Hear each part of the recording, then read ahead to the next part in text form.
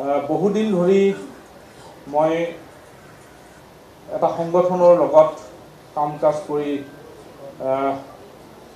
বিশেষকৈ জড়িত হৈ কাম কাজ কৰি আছিলোঁ। সদৌ অসম ছাত্ৰ সন্থা প্ৰায় 30 বছৰ মই কেন্দ্ৰীয় সমিতিৰ বিভিন্ন পদবীত মই প্ৰথমতে কেন্দ্ৰীয় সমিতিৰ সদস্য, তাৰপিছত 3টা টাৰ্ম মই শিক্ষা সম্পাদক হিচাপে আছিলোঁ, তাৰপিছত সদৌ অসম ছাত্ৰ সন্থাৰ উপসভাপতি হিচাপে থাকিলোঁ আৰু তাৰপাছত মই সভাপতিৰ দায়িত্ব লৈছিলোঁ। তো এই সকলো সময়তে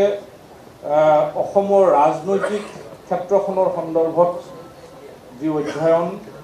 আৰু বৰ্তমান ভাৰতবৰ্ষৰ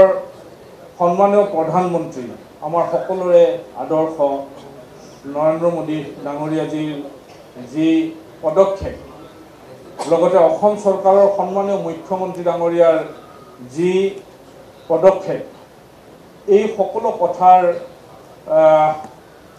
যিবোৰ বিষয় সেই বিষয়বোৰ অনুধাৱন কৰি অধ্যয়ন কৰি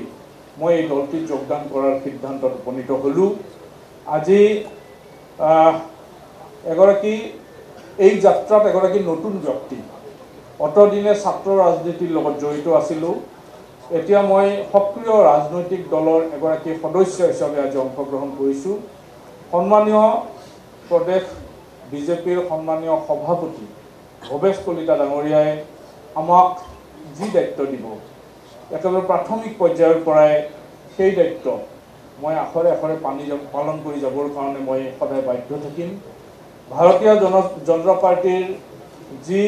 ছিষ্টাৰ অৰ্গেনাইজেশ্যন আছে, সেই আটাইকেইটা সংগঠনৰ সন্মানীয় নেতৃবৰ্গ, আপোনালোক আটাইকে মই পুনৰ শ্ৰদ্ধা জনাইছোঁ। কাৰণ আজি প্ৰথম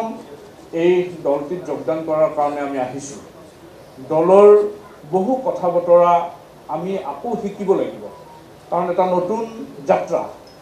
আপোনালোক আটাইৰে সহায় সহযোগিতা কামনা কৰিছোঁ। কাৰণ আমি সন্থাত থকা সময়ত বহু দাবী, বহু বিষয় লৈ আমি ৰাজপথত সংগ্ৰাম কৰিছিলোঁ। তাৰে বহু বিষয় ইতিমধ্যে সন্মানীয় মুখ্যমন্ত্ৰীয়ে সমাধানৰ পথ প্ৰশস্ত কৰিছে। বিজেপি দল অসমত চৰকাৰ গঠন কৰাৰ পিছত অসম আন্দোলনৰ শ্বহীদসকলক বিভিন্ন ধৰণে সকাহ দিয়াৰ কাৰণে ব্যৱস্থা লৈছে। এই দলটোৰ চৰকাৰে বা সংখ্যাগৰিষ্ঠতা লৈ গঠন হোৱা এই দলটোৱে দুটাকৈ আঞ্চলিক ৰাজনৈতিক দলৰ সমৰ্থনত তেওঁলোকে অসমৰ জনসাধাৰণৰ স্বাৰ্থ সুৰক্ষিত কৰাৰ কাৰণে সমষ্টি পুনৰ নিৰ্ধাৰণৰ যিটো জটিল বিষয়, মই যোৱা 30 বছৰ আৰু আগৰ 5 বছৰ প্ৰায় 35 বছৰ আমি ছাত্ৰ সন্থাত থকা সময়ত আমাৰ দাবী আছিল যে সমষ্টি পুনৰ নিৰ্ধাৰণ হ'ব লাগে আৰু সাংবিধানিক ৰক্ষা কৱচৰ এটা বিষয় হিচাপে এই বিষয়টো খুব সোনকালে কৰিব লাগে। কিন্তু বৰ্তমান বলিষ্ঠ পদক্ষেপ গ্ৰহণ কৰা সন্মানীয় মুখ্যমন্ত্ৰী ডাঙৰীয়াই সেই পদক্ষেপ গ্ৰহণ কৰি দেখুৱাইছে। আৰু যিবোৰ বিষয় আমি কোনোদিন ওলাই কৰিব নোৱাৰোঁ, আজি জাতিটো মজবুত হোৱাৰ ক্ষেত্ৰত, জাতিটোৰ কাঠামোটো ৰক্ষাৰ ক্ষেত্ৰত লোৱা এই পদক্ষেপ বহুদিনীয়া দাবী আছিল আমাৰ। তাৰ লগতে আৰু এটা কথা, মই বিশ্ববিদ্যালয়ত থকা দিনৰ পৰাই ইয়াত শাসন কৰা ইয়াৰ আগৰ কংগ্ৰেছ দলৰ যি চৰকাৰ আছিল, চৰকাৰে চাকৰি বিক্ৰী কৰিছিল। আপোনালোক আটাই জানে, ৰাজ্যখনত বিভিন্ন দলে শাসন কৰিছে, শিক্ষকৰ চাকৰি বিক্ৰী কৰিও পইচা লৈছিল। সেই সকলো কথা দলিয়াই দি এটা খুব সুস্থ বাতাবৰণত আপোনালোকে দেখিছে প্ৰায় 1 লাখ চাকৰি এটকাও পইচা নোহোৱাকৈ দিয়াৰ যি ব্যৱস্থা ল'লে, তাৰ প্ৰতি মই আকৃষ্ট হ'লোঁ। কাৰণ বিশ্ববিদ্যালয়ৰ মেধাসম্পন্ন ছাত্ৰ ছাত্ৰীসকলে আমাক এই কথা কৈ আহিছিল আৰু ছাত্ৰ সন্থাৰ এইটো মূল দাবী আছিল যে ছাত্ৰ ছাত্ৰী, মেধাসম্পন্ন ছাত্ৰ ছাত্ৰীক নিয়োগ দিব লাগে বা তেওঁলোকে যি পৰীক্ষা দিব সঁচা অৰ্থত পৰীক্ষা পাতি সুস্থভাৱে পাতিব লাগে। গতিকে এই ধৰণৰ কথা বতৰাই আমাক আচলতে আকৃষ্ট কৰিলে। গুৱাহাটী মহানগৰীত এখন শ্বহীদ উদ্যান, প্ৰায় 100 বিঘা মাটি লৈ পেলাই অসম আন্দোলনৰ শ্বহীদৰ স্মৃতি ৰক্ষাৰ কাৰণে এখন উদ্যানৰ কাম আৰম্ভ হৈছে। এইবোৰ কথা এনেকি এইখন চৰকাৰে নিৰ্যাতিতা যিখিনি ব্যক্তি আছিল, প্ৰায় 100 গৰাকী, বিশেষভাৱে নিৰ্যাতিতা বুলি কৈছোঁ আমি, তেওঁলোক অসম আন্দোলনৰ সময়ত শাৰীৰিকভাৱে খুব বেয়া এটা চিটুৱেশ্যনৰ পালাত পৰিছিল আৰু সেই সময়ত সেই নিৰ্যাতিতা মহিলাসকল আচলতে কি ধৰণে আছিল আমি জানো আজি ইমান বছৰ পিছত আন্দোলনৰ এইখন চৰকাৰে নিৰ্যাতিতা মহিলাসকলক এটা সাহায্য প্ৰায় 2 লাখ টকাকৈ প্ৰতিগৰাকী নিৰ্যাতিতা মহিলাক সাহায্য দিছে গতিকে এই ডিমাণ্ডবোৰ আচলতে সদৌ অসম ছাত্ৰ সন্থাৰ ডিমাণ্ড বহুদিন ধৰি যে অসমৰ শ্বহীদ নিৰ্যাতিত শাৰীৰিকভাৱে পংগু ঘৰ জ্বলোৱা এই ব্যক্তিসকলক সাহায্য দিব লাগে পৰ্যায়ক্ৰমে এই কাম আৰম্ভ কৰিছিল গতিকে এনেকুৱা কথাবোৰৰ বাবে যিবোৰ বিষয়ে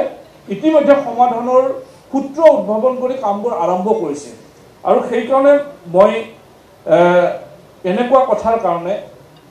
আজি এই দলত যোগদান কৰাৰ মই সিদ্ধান্ত ল'লোঁ আজি গৰুখুটি প্ৰকল্প আপোনালোকে জানে মই যিমান দিন হ'ল আঁচু কৰা দৰং জিলালৈ গ'লে মঙলদৈলৈ গ'লে এটা তেওঁলোকৰ এটা সকলোৰে এটা প্ৰতিবাদী কথা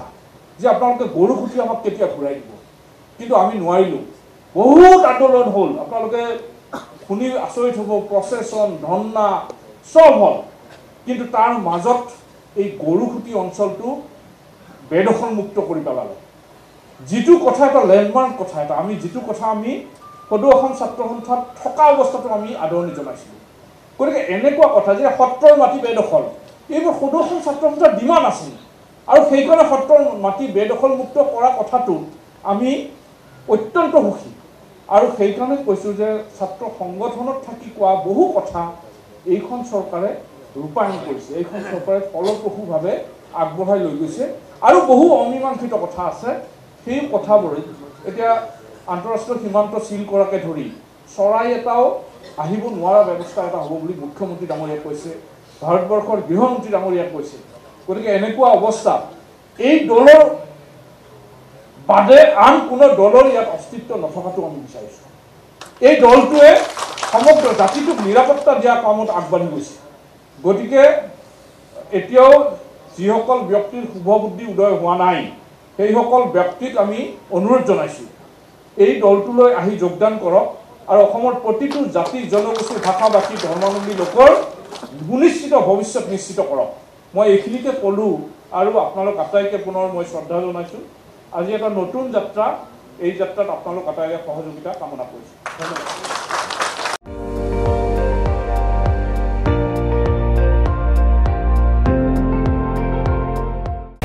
আপুনি চাই আছে ND24